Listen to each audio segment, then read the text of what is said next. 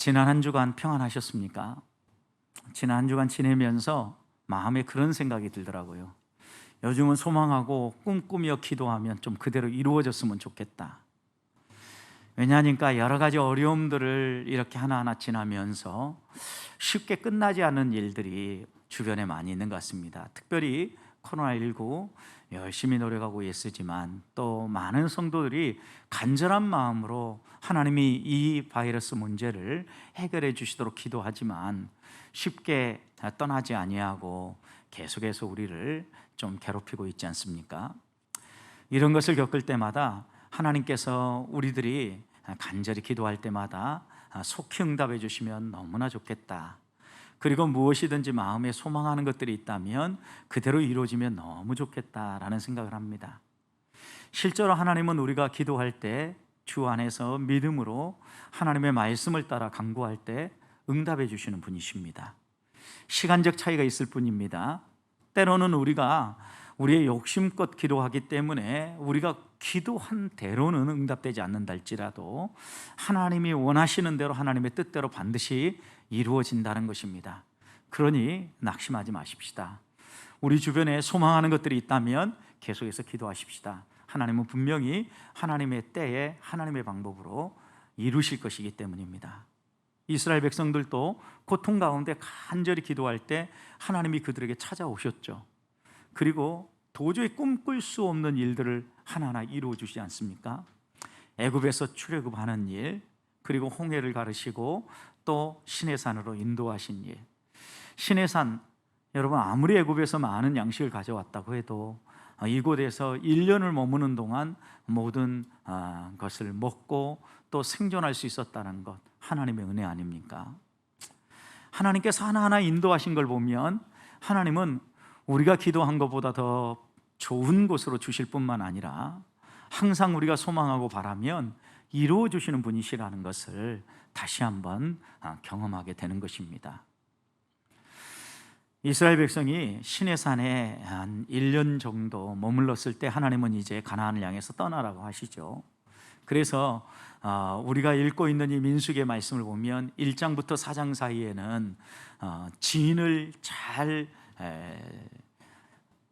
구축하고 5장에서 6장에서는 그 진을 어떻게 거룩하게 구분하고 오늘 우리 읽은 7장에서는 진 가운데 성막, 회막을 어떻게 구별할 것인지에 대해서 말씀해 주시지요.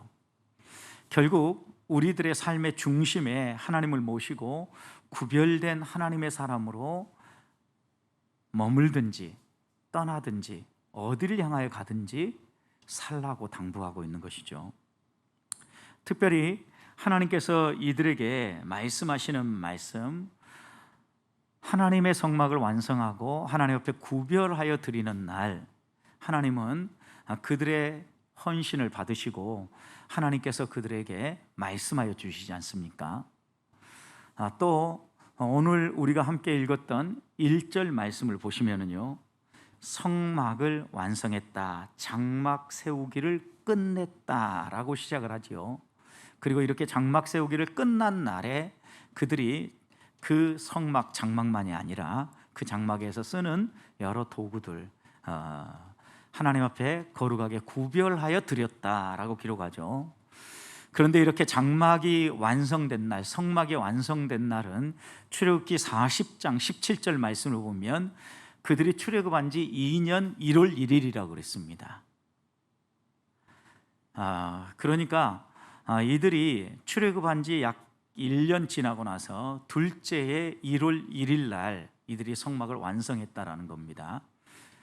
그런데 한번 이들이 어떻게 출애굽해서 여기까지 오게 되었는지 한번 머릿속에 시간을 한번 정리해 보십시오. 이스라엘 백성이 출애굽한 날을 1월 1일로 시작을 하고 이들은 역사를 시작했다겠죠. 그런데 1월 1일 날 정확하게 출발한 게 아니라 1월 1일이 6월절로 정하고 그때부터 14일 동안 무교절을 지내고 난 다음에 2주간이 지나서 1월 14일 날 애굽을 출발합니다. 그리고 나서 홍해를 건너서 시내산에 도착한 때가 약 2달 정도 지난 3월 14일입니다. 여기에서부터 이제 오늘 이 성막이 세워지는 2년 1월 1일까지는 자세한 내용들은 기록되어 있지 않습니다. 하나님의 언약 백성으로 이곳에서 말씀도 받고 하나님의 사람으로 어떻게 살아야 될 것인지 하나님께서 교훈도 하시는 일들이 출애굽기의 말씀이 이 안에 담기는 거죠. 그리고 난 다음에 하나님이 주시는 말씀에 따라서 이들이 성막을 세우고 하나님 앞에 봉헌을 하는데 그것이 2년 1월 1일입니다. 2년 1월 1일에 제사장들도 성별을 시킵니다. 제사장들을 성별시키는데 특별히 제사장들을 위한 성별은 일주일 동안 진행하죠. 그러니까 1월 8일 날 성결이 끝나게 되어지고, 오늘 우리가 읽었던 말씀도 보면 각 지파의 지휘관들, 대표들이 헌물을 가지고 오죠. 봉헌물을. 그래서 각 지파대로 순찰을 따라서 헌물을 하게 합니다. 그러니 12일 동안 헌물하게 한 거죠. 12지파니까. 그래서 1월 12일 날 각 지파의 사람들이 드리는 헌물, 봉헌이 끝납니다. 그리고 난 다음에 여러분 1월 14일이에요. 무슨 날이에요? 6월절이죠. 6월절. 그래서 14일 날 6월절을 지키고 그들이 이제 인구조사를 하게 되는데, 인구조사는요 우리가 1장에서 만났었죠. 그게 언제냐면 2년 2월 1일입니다.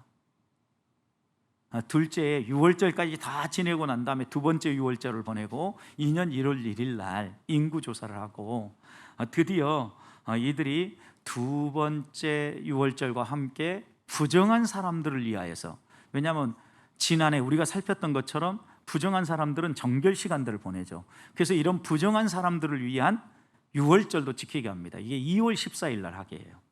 1월 14일이 6월절인데 한 달 후에 부정한 사람들을 위한 6월절도 지키고 난 다음에, 이것이 끝나고 난 다음에 하나님은 다시 이들에게 시내산에서 출발하여 가나안으로 가게 하는데 그게 2월 20일입니다. 10장 11절부터 이제 행군이 시작되어져요. 이렇게 여러분 과정들을 보면 하나님은요 그냥 이스라엘 백성을 하나님이 원하는 대로 끌고 가고 하나님의 계획대로 이끌어가는 것이 아니라 하나님 백성답게 살아갈 수 있도록 준비하시고요, 하나하나 준비된 후에 출발하게 하신다는 겁니다. 그런데 여러분, 인구조사가 먼저 있고 그 다음에 성막이 나중에 세워지는 것 같지만 하나님은 절대 이렇게 일하시는 분이 아닙니다. 지금 우리 읽은 성경은 연대기로 기록된 게 아니라 성경의 저자가 중요하고 또 전달하려고 하는 주제를 중심으로 기록하다 보니까 연대기적으로 된 것이 아님을 기억해야 됩니다. 왜냐하면 인구조사는 2월 1일 날 진행됐는데 성막이 세워지는 날은 언제라고요? 1월 1일이라고요. 그러니까 두 달 전에 있는 이야기가 지금 뒤에 7장에 나오고 있잖아요. 그러니까 이것이 연대기로 기록되지 않았다라는 거 금방 알 수 있겠죠. 분명한 것은 하나님은요 우리에게 어떤 말씀을 주실 때 깨닫고 그 말씀을 따라서 하나님의 사람으로 준비되어 살아갈 수 있도록 하셨다라는 거예요. 그리고 성경에 지금 우리가 읽어오면서 공통점으로 하나 계속해서 발견해야 될 것은, 하나님은 모세에게 말씀하시고 모세가 그것을 백성들에게 전달했을 때 백성들은 그것을 그대로 순종했다는 겁니다. 하나님이 말씀하실 때 모세와 아론도 아멘, 주님 그렇게 순종하겠습니다 라고 고백했을 뿐만 아니라 이스라엘 백성도 동일한 마음으로 하나님이 주시는 말씀, 하나님이 이렇게 하라면 그렇게, 하나님이 이곳으로 가라고 하면 그렇게 순종하며 행동했다는 것입니다. 결국 오늘 우리가 이렇게 이스라엘 백성들이 광야의 삶을, 광야의 행진을 준비하는 것을 보면서 먼저 우리가 이 땅에서 광야 같은 인생길을 살아가기 위해서 우리 마음속에 새겨야 될 것은, 오늘 하나님이 내게 어떠한 말씀을 주시던 아멘, 주님 제가 그 말씀대로 한 주간 이 세상에서 살아갈 때 순종하기를 원합니다. 은혜를 베풀어 주십시오, 도와주십시오, 이런 마음으로 하나님을 바라보고 예배해야 되겠다는 것입니다. 하나님에 대한 불편한 마음이 있으면 이런 고백이 나오지 않습니다. 비록 지금 우리가 간절히 기도하는 것들이 쉬 응답되지 아니하고 더디 응답되는 것처럼 느껴져도 하나님은 하나님의 때에 반드시 이루시고 응답하신다라는 것을 믿으면서 오늘 내게 무엇을 말씀하시든지 우리는 하나님의 말씀대로 순종하겠습니다, 이렇게 다짐하고 나아가는 성도들이 되시기를 주님의 이름으로 축복합니다. 자, 그러면 오늘 1절 말씀을 보십시오. 오늘 1절 말씀 보시면 모세가 장막 세우기를 끝냈다라고 얘기하는데, 장막 이러니까 가끔 오해를 하는 것 같습니다. 왜냐하면 장막은 이스라엘 백성들이 살았던 거처도 장막 이렇게 이야기하기 때문이죠. 그런데 성경에서 보면 하나님의 거처를 묘사할 때 장막, 회막, 성막 이런 단어들을 계속해서 반복해서 섞어가면서 사용한다는 거예요. 여러분, 장막은 하나님이 거하시는 거처임을 강조할 때 장막이라는 표현을 주로 사용하고, 성막이라는 표현을 사용할 때는 거룩하신 하나님의 임재를 강조할 때 성막 이렇게 사용을 하고요. 또 회막 이렇게 표현할 때는 하나님과의 만남의 장소를 표현할 때, 강조할 때 사용합니다. 분명한 것은 이 세 단어가 이렇게 각각 가지고 있는 의미가 약간씩 차이는 있지만, 이 세 단어를 함께 섞어가면서 성막, 하나님이 거하시는 거처, 하나님이 머무시는 곳, 하나님이 함께 하시는 곳, 곧 오늘 우리들이 알고 있는 성전, 그것을 이렇게 다양하게 표현하고 있다는 것입니다. 그러면 하나님께서 이런 성막, 장막이 완성되어졌을 때, 이 장막이 완성되어졌을 때 왜 구별하여 따로 드리라고 하는 건가요? 구별하라고 하는 이유는 무엇입니까? 하나님께서 만남의 장소를 특별히 구별하고 있다는 거예요. 하나님이 우리와 만나고 교제하기 위해서 우리의 일상의 모든 장소에서도 만나시지만 특별한 장소를 구별하고 있다는 겁니다. 우리가 읽지는 않았는데 오늘 7장이 끝나는 89절 말씀을 보십시오. 상당히 길죠. 그래서 이 민수기 7장은요, 히브리어 성경 가운데 시편 119편이 제일 길죠. 그 다음 두 번째로 긴 장을 꼽으라면 바로 여기 민수기 7장이에요. 두 번째로 긴 장입니다. 89절. 모세가 회막에 들어가서 여호와께 말하려 할 때 증거계 위 속죄소 위에 두 그룹 사이에서, 여러분 증거계가 뭐예요? 언약계죠. 하나님의 임재의 상징이죠. 그리고 그 위에 뚜껑이 있었는데 이것을 시은자라 그래요. 그 시은자의 두 그룹, 천사의 형상을 하고 있는 두 그룹 사이에서 뭐 하셔요? 하나님이 모세에게 말씀하신다라는 거예요. 하나님이 말씀하시는데 이곳에서 목소리가 들렸는데 여호와께서 그에게 말씀하시니라 라고 얘기하면서 7장이 마무리되어지고 8장의 이야기가 시작이 되어집니다. 결국 하나님이 주시는 말씀을 모세가 기록했다라는 것을 강조하려고 하는 표현이죠. 분명히 회막은 이처럼 하나님이요, 하나님의 사람과 만나고 하나님의 말씀을 들려주고 하나님의 어떤 분인가를 바라보면서 예배하는 공간으로 이곳을 주셨다라는 겁니다. 그래서요, 이 장막, 성막은요, 하나님과 소통하는 장소예요. 하나님을 만나는 장소예요. 하나님의 뜻이 무엇인가를 알고 그 뜻을 따라서 내가 이렇게 살겠습니다, 헌신을 다짐하는 곳이기도 하고 기도하는 곳이기도 해요. 하나님은 이런 만남과 기도의 장소, 구별된 장소로 기름을 발라서 구분하게 하셨어요. 여기에 기름을 발라서 구분하였다라고 얘기하는데, 여기에 바른 기름은요, 관유라고 묘사하죠. 애식에 사용했던 기름이라는 거예요. 그런데 이 애식에 사용했던 기름은 제조법부터 좀 특별하고 최고급 올리브유로 만들었다 그래요. 여하튼 이렇게 구별된 관유를 발라서 이 성막이 하나님의 거처입니다 라고 구별했고, 그 성막에 사용하는 모든 제단이라든가 기구라든가 기명, 그릇들이죠, 이런 것들을 구별했다라는 거예요.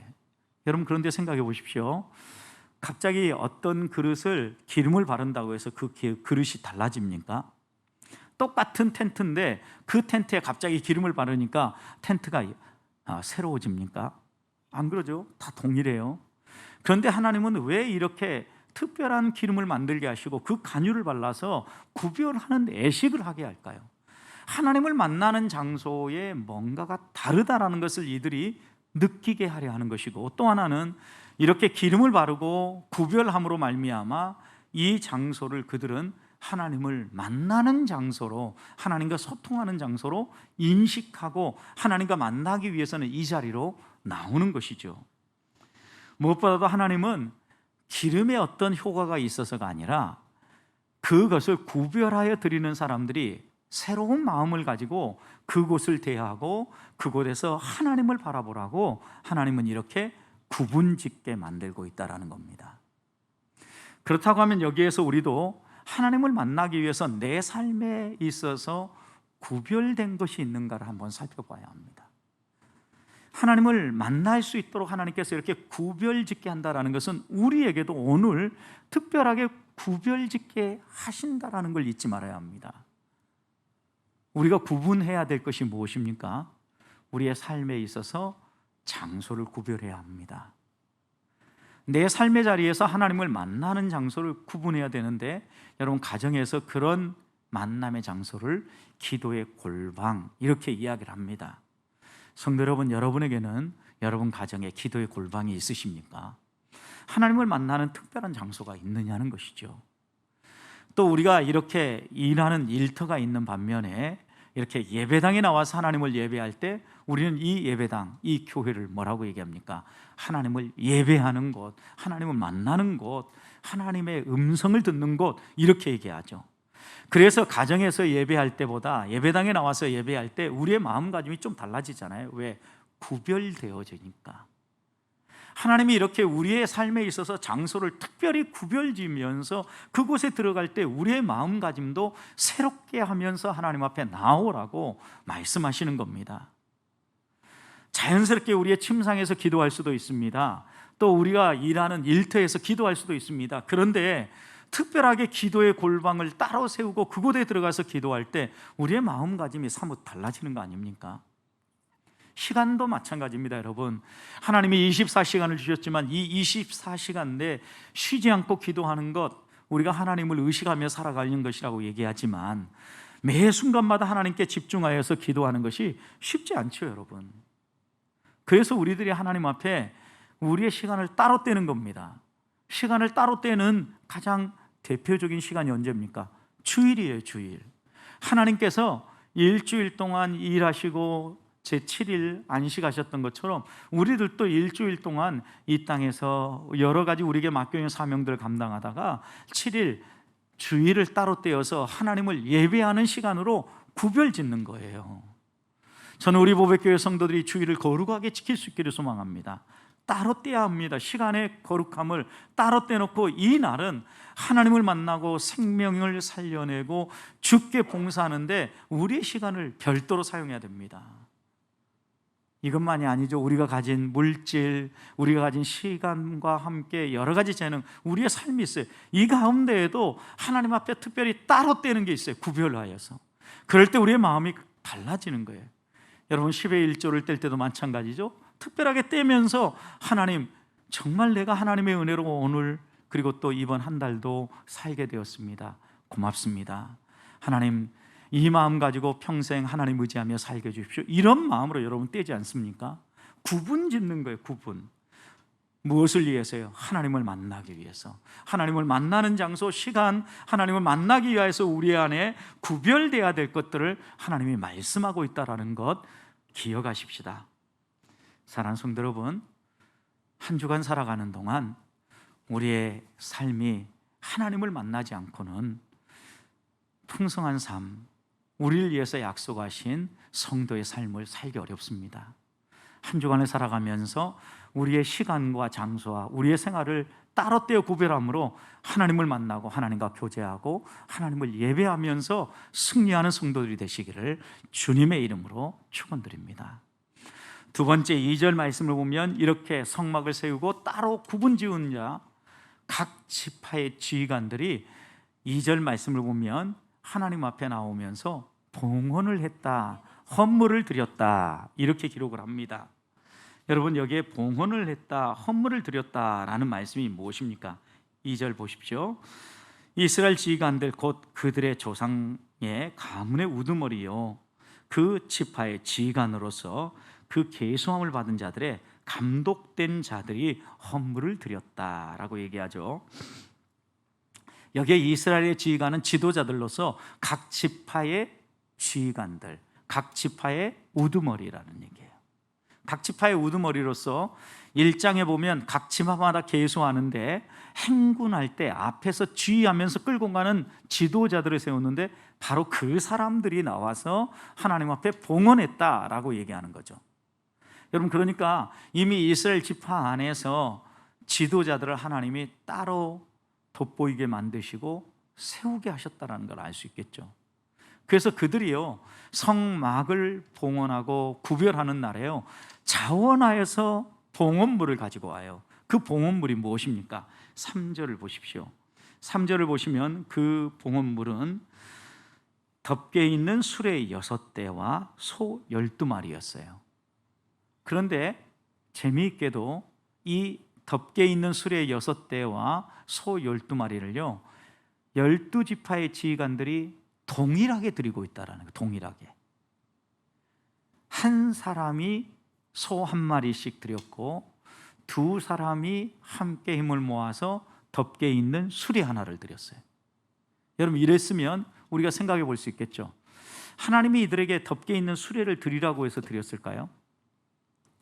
하나님이 이들에게 소를 드리라고 해서 소를 드렸을까요? 특별히 성경에 보면 하나님이 이런 것을 드리라고 지정하지 않으셨어요. 그럼에도 불구하고 이들은 기쁨으로 이렇게 드리는데 무엇을 드릴까 고민하다가 아마도 이들이 이 12지파의 지휘관들이 어느 정도 생각을 모은 것 같아요. 그러니까 여러분, 수레 같은 경우 두 지휘관들이 한 수레를 드렸다 이렇게 이야기한 거 아니겠어요? 상의하지 않고 이런 일은 불가능하잖아요. 여러분, 이들의 마음은 한 가지였어요. 하나님 앞에 어떻게 하면 이 감사를 표현하고 하나님이 우리를 애굽에서 건져 주셨을 뿐만 아니라 이렇게 하나님을 만날 장소들을 우리에게 주시는데, 그리고 이 장소를 계속해서 이제는 이동하면서 움직여야 되는데, 그럴 때 하나님 앞에서 어떻게 우리가 살아야 될까 고민하면서 이들은 헌물을 드렸다라는 거예요. 하나님은 이 헌물을요 기쁘게 받아주셨죠. 그리고 이 헌물을 받은 다음에 하나님이 헌물을 드릴 때에도요 질서를 주셔요. 질서. 그냥 한꺼번에 다 드리라고 한 게 아니라 이들이 질서를 가지고 순차적으로 드리게 하는데, 동남서북 이렇게 진친 순서가 있었죠. 그리고 진에 출발을 할 때도 동남서북 순으로 하라 그랬죠. 그래서 제일 먼저 유다 진영부터, 그 다음에 누우벤 진영, 그리고 세 번째는 에브라임 진영, 마지막으로는 단 진영 이렇게 출발을 했죠. 봉헌을 할 때도 마찬가지예요. 오늘 우리가 읽은 말씀 바로 다음에 12절 보십시오. 첫째 날에 드리기 시작하는데 어느 지파가 제일 먼저 드려요? 유다 지파부터.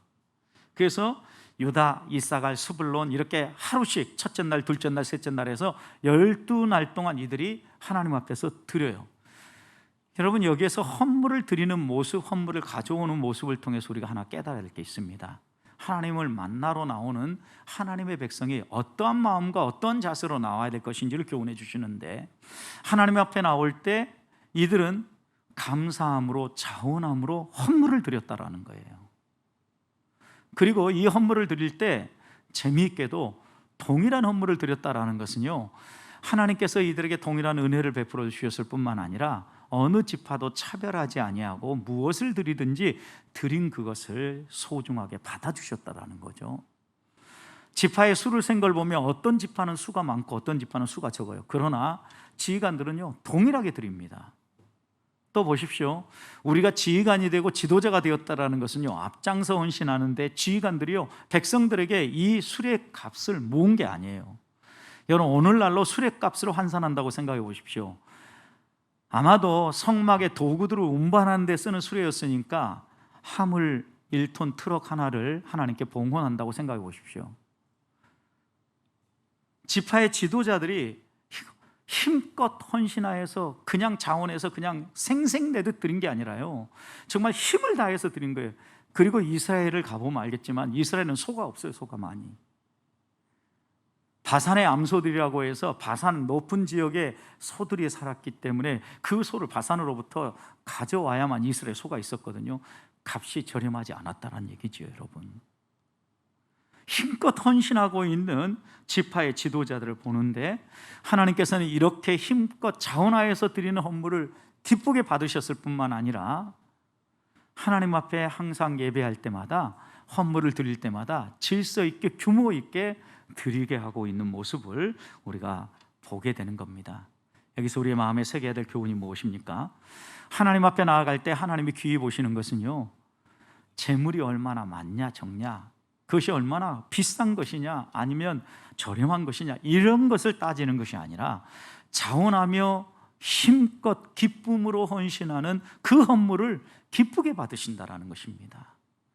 중요한 것은 하나님 앞에 나올 때 이들이 빈손으로 나오지 않았다라는 거죠. 하나님이 내라고 강요하고 압박을 가해서 이거 안 내면 혹시라도 어려움을 겪거나 화를 당할지도 모르니까 드려야지, 이런 마음이 아니라 감사함으로 기쁨으로 하나님 앞에 헌신했다는 것입니다. 저는 우리 보배교회 성들이 하나님 앞에 나올 때마다 이렇게 기쁨과 감사의 헌신, 그리고 또 헌물이 있기를 소망합니다. 하나님 앞에 나올 때 이렇게 헌신하는 자들을 기쁘게 받으실 뿐만 아니라 끝까지 삶을 책임져 주시고 인도하시는 하나님이심을 신뢰하면서 그렇게 사시기를 주님의 이름으로 축원드립니다. 마지막입니다. 하나님 앞에 이렇게 헌물을 드렸을 때 하나님은 이 헌물을요, 네 자손들에게 주게 하지요. 4절과 5절 말씀을 보십시오. 여호와께서 모세에게 말씀하여 이르시되 그것을 그들에게서 받아 레위인에게 주어 각기 직임대로 회막 봉사에 쓰게 할지니라. 여기 보면 레위인에게 주라 그랬죠. 그리고 난 다음에 각각 직임을 따라서 사용하는데 어디에 쓰라고요? 회막 봉사에 쓰게 하라고 얘기합니다. 여러분, 회막 봉사를 할 때 레위 지파, 레위 자손들은 세 아들들이 있었죠. 게르손 자손, 무라리 자손, 그리고 고핫 자손, 이렇게 있었죠. 여러분, 고핫 자손은 뭘 했습니까? 성전 안에 있는 기물들, 거룩한 기물들을 어깨에 매서 움직였죠. 그래서 법궤 같은 경우도 이 고핫 자손이 어깨에 매어서 운반했던 거죠. 그리고 이어지는 게르손 자손은요, 텐트를 칠 때 천막이라든가 아니면 휘장, 커튼이라든가 이런 류를 잘 운반하는 역할을 했습니다. 그리고 무라리 자손은요, 기둥과 같이 좀 묵직한 것들이 있죠. 그리고 그 기둥을 지탱하는 말뚝들, 그리고 또 기둥의 받침에 닿는 받침들, 이런 것들을 운반하는 역할을 했습니다. 그래서 하나님이요, 이것을 분할하실 때 오늘 각각 직임대로 주시는데 7절 보세요. 게르손 자손에게는 뭘 줍니까? 수레 2대하고 소 4마리를 줍니다. 왜요? 그들은 텐트를 움직이고 커튼을 움직이는 사람들이니까.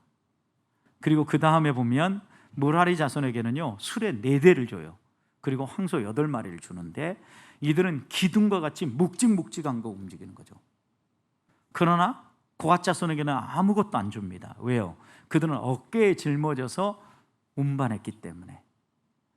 하나님께서요, 하나님께 드려지는 헌물들을요, 어떤 때에는 완전히 번제로 태워서 드리기도 하지만 또 어떤 것은요, 화목제처럼 제사장도 나눠 먹고 예배한 사람도 나눠 먹고 이스라엘 백성도 같이 나누게 하는 것도 있고요.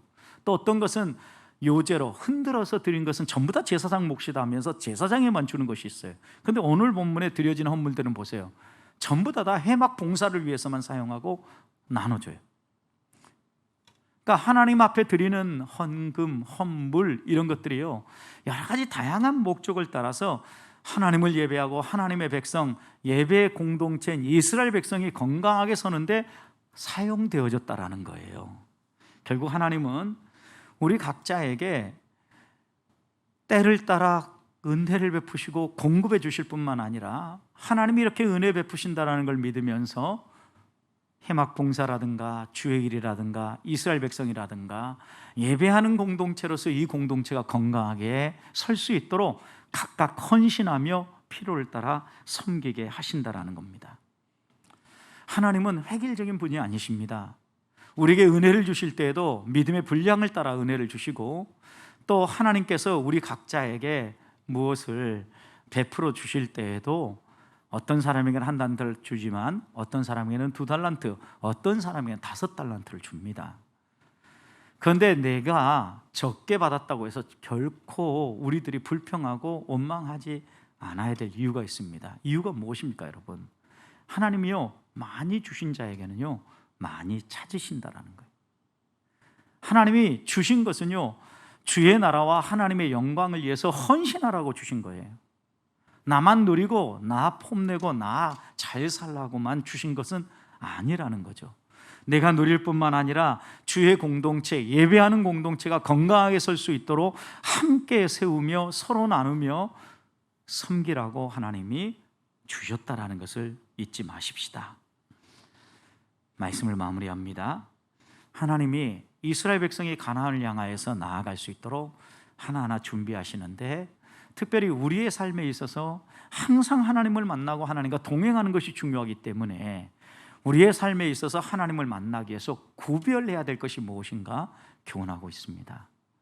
구별해야 될 것 생각해 보십시다.